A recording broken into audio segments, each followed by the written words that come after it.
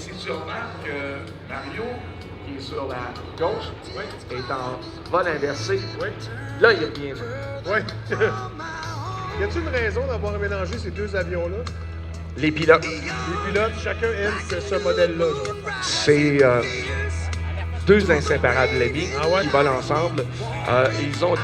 Ben, si on parle un petit peu d'histoire, faut dire que ces deux pilotes-là ont fait partie de la première équipe de voltige civile au Canada qui s'appelait à l'époque les Northern Light.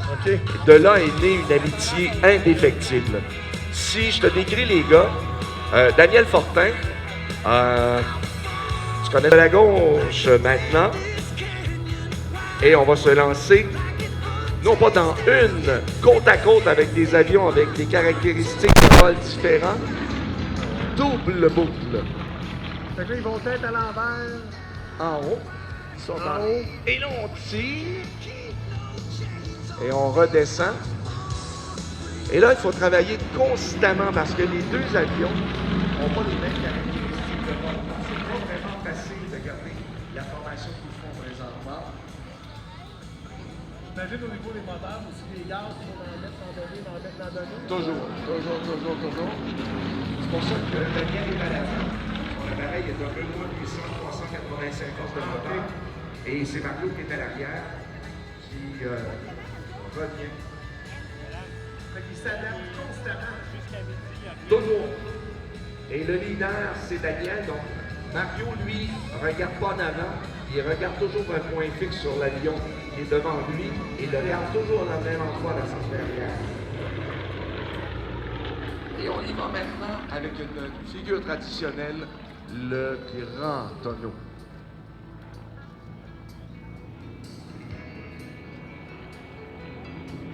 La dentelle dans le ciel. La dentelle.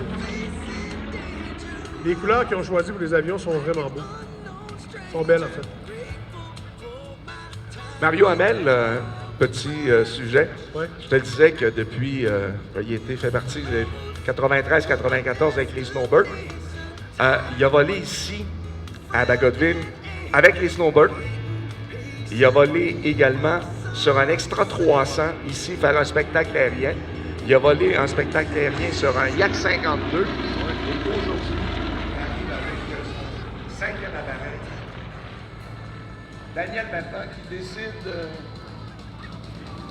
de faire le demi cubain. Là, j'imagine qu'ils se parlent tous les deux tout le temps, constamment. Là. Toujours. Ils sont toujours en contact. Là. Oui. Et là, maintenant, on fait des chasses. On fait de la chasse. Ils étaient un à côté de l'autre. Maintenant, ils sont un derrière l'autre. Okay. On regarde les manœuvres. Daniel y va. À l'envers, vire de bord. Whoop! Et là, il descend à l'envers. Et voilà, on fait un tonneau à facettes pour la descente. Et voilà.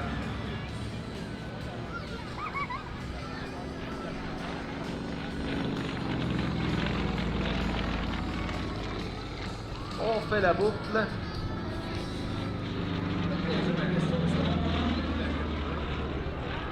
On pense à ça a beaucoup. Ouais, souvent, c'est pas l'acquisition, c'est facile de trouver. C'est de l'amener au niveau. Parce que les gars ont travaillé beaucoup sur leur avion. Parce que c'est des avions par le Pitts, Mario l'a trouvé. Le Landshine, Daniel, je pense qu'il a mis beaucoup d'amour sur cet appareil.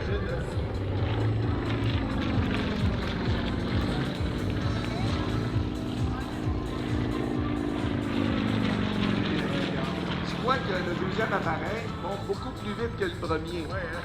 Ça paraît la différence de force. Ben, de la légèreté, il prendra plus léger aussi, j'imagine. Oui, si on parle de la différence de poids entre Daniel et Mario, il doit y avoir 100 livres de différence entre les deux gars. Les avions, tu parles? Les avions, Ah. Si on décrit un peu les personnages, Ouais. Daniel Fortin, c'est le gentleman du duo. Mario Hamel, c'est le Iron Man. OK. Oui, parce qu'il a fait des Iron. Ah ouais? Ah oui, oui, oui, c'est un athlète de haut niveau. Ben, je pense qu'il va être en forme pour chauffer des avions de même. Là. J'ai un feeling que... Tout à fait. Côte à côte maintenant. Échelon. Et ça, c'est pas facile parce que le deuxième appareil doit toujours garder la même position, alors que maintenant Daniel a fait la bouche. Mario, il va lui de demi-vide plus bas. La séparation. Ils sont maintenant de chaque côté, regardez bien. À droite, Daniel Fortin, à gauche, Mario Hamel. Et là maintenant, contact, on revient, on se croise. Et ça va se croiser, mesdames et messieurs.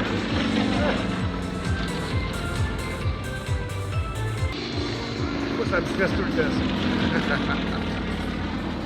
Merci qu'on a une bonne distance. C'est tout le temps quand même, pour moi.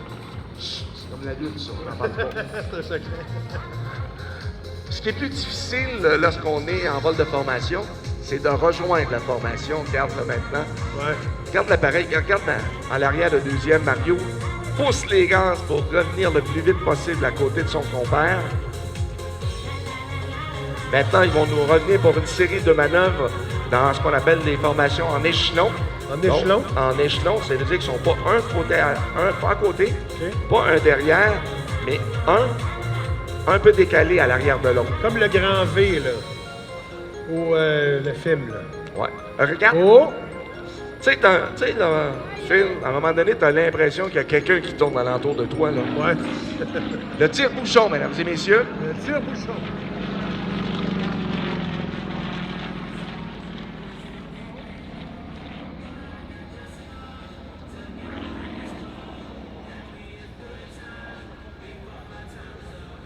Times Fly qui nous revient.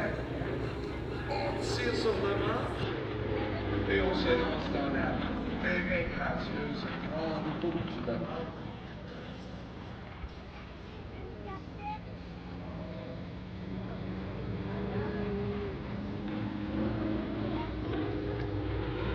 Et on y va maintenant.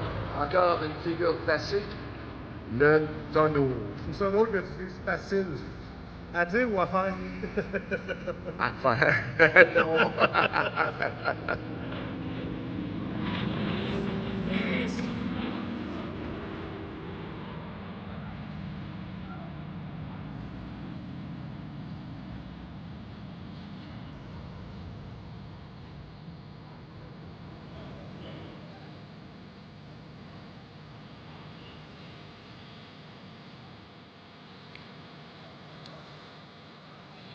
Si vous voulez avoir une belle photo maintenant de deux appareils qui n'ont rien à voir ensemble dans le ciel, mais pourtant côte à côte, vous allez avoir le prochain passage, ce qu'on appelle le passage miroir. Donc regardez bien maintenant de votre gauche. Times Fly qui nous revient. Mario en vol inversé. Daniel qui arrive et qui se place pour le passage miroir.